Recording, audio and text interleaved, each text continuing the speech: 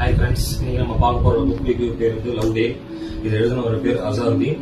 அவரோட pen name தாரு. Actually இது இவரோட ஃபர்ஸ்ட் புக்னு சொல்றாங்க, பட் ஃபர்ஸ்ட் புக் மாதிரியே தெரியல.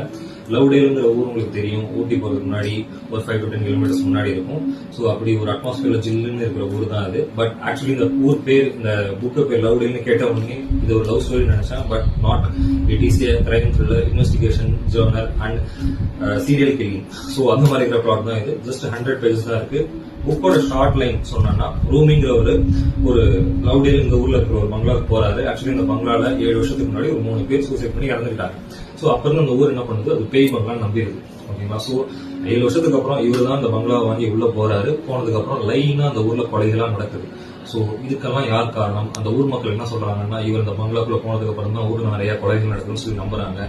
சோ உண்மையாவே அந்த கொலைகாரன் யாரு, இல்ல பேய் தான் வந்து கொலை பண்ணுச்சா, இதுக்கு பின்னாடி இருக்கிற மர்மங்கள்லாம் என்ன அப்படின்னு சொல்லி நீங்க எக்ஸ்ப்ளோர் பண்ணணும்னா இந்த புக்கை வந்து தாராளமா படிங்க. ஜஸ்ட் 100 pages தான் இருக்கு. சோ ஒரு சில்லிங்கான ராட்சசன் படம் பாக்குற மாதிரி, சீரியல் கில்லிங் அந்த மாதிரி உங்களுக்கு இன்ட்ரெஸ்ட் இருந்துச்சுன்னா நீங்க தாராளமா இந்த புக்கை படிக்கலாம்.